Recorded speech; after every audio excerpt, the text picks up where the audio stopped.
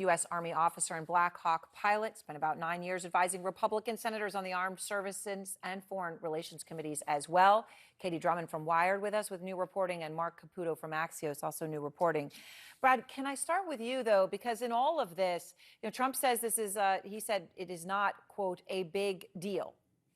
As I was laying out, you had Jeffrey Goldberg on the Safeway parking lot reading this, all these phones compromised by foreign governments, including Iran, could share with the Houthis, right? It is possible, thank God it didn't happen, but possible that something like this posted ahead of time could have resulted in the death of the American pilots who were sent up to do the job. You have been a pilot who's been sent up, trusted the chain of command to not ever have anything like this happen. How do you respond when you hear the president say it's not a big deal as a pilot with firsthand experience of putting your life on the line for a mission like this?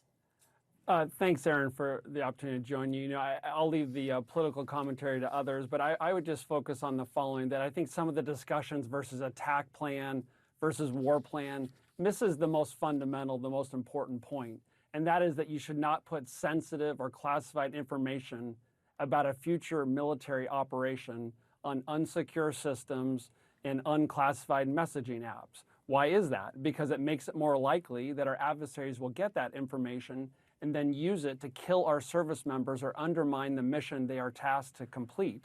And the response to that might be, well, that didn't happen in this case. No one got injured and the mission was just fine. Well, we should all thank the Lord that's the case. But if we don't learn the right lessons and make the right reforms, this mistake will be repeated and we may not be so lucky next time.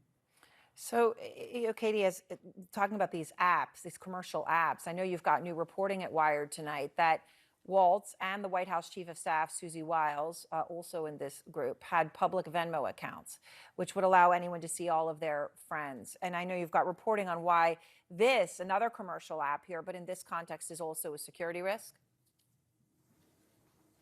Absolutely. What we revealed today is that both Wiles and Walls had essentially left their Venmo contact lists open to the public. So revealing to anyone who wanted to check who was in their phone contact list. That's how this typically works. You set up a Venmo account. It gives you the option to port over all of your contacts from your phone, which would then allow an adversary or a nefarious actor to essentially have a social graph of a given individual and a searchable map of all of the people close to power, all of the people close to these individuals that they could then exploit in whatever way they saw fit. Mark, in that context, the Der Spiegel reporting tonight is very relevant. New reporting they have that the private contact data of some of the officials in this group is freely accessible on the internet. Freely accessible on the internet. They say the Der Spiegel reporters were able to find cell phone numbers, email addresses, and passwords belonging to some of the top officials.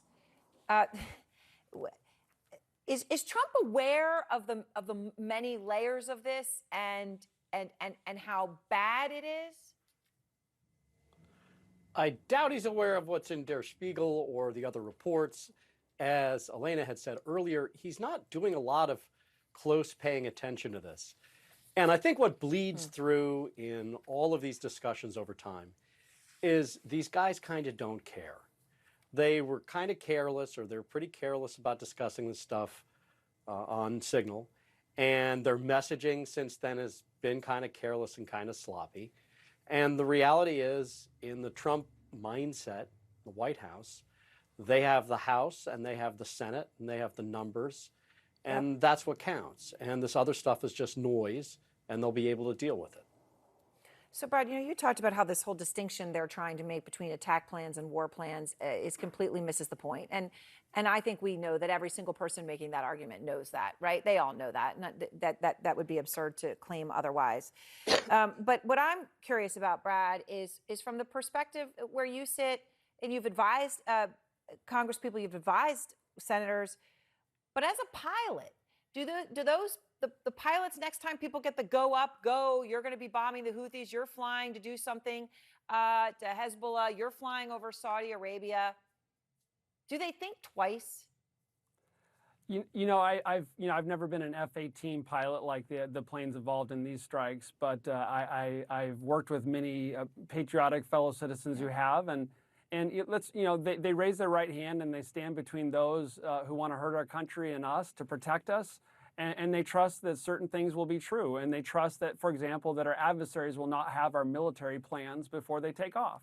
Let's remember, this is not a video game.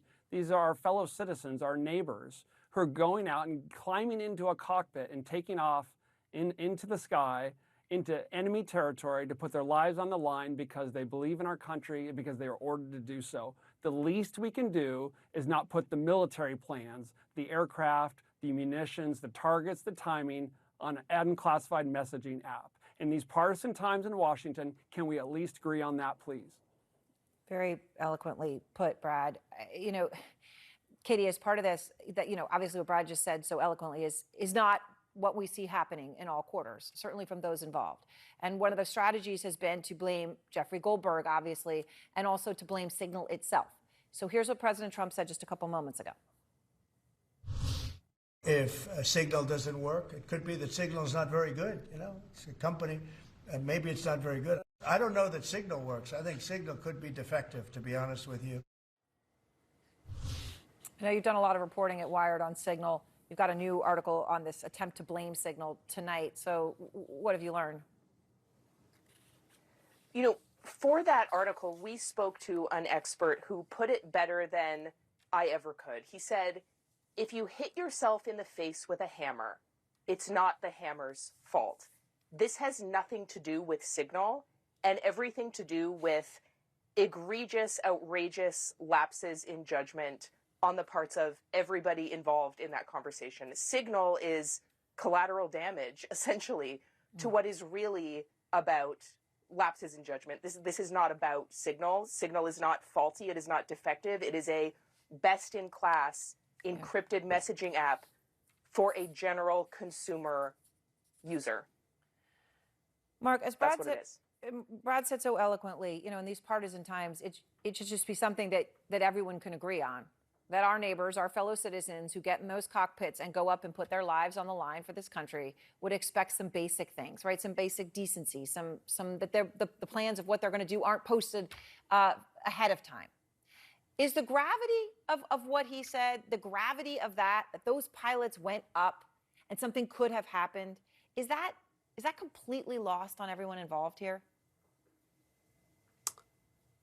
I don't know if I would use the word lost, but they don't experience that. They're not expressing that. I mean, they believe the ends justify the means. And yeah, sure, there was a mistake. And yeah, sure, there was a reporter here. And yeah, sure, the defense secretary gave all of this details. But in the end, the operation was a success, and that's what matters.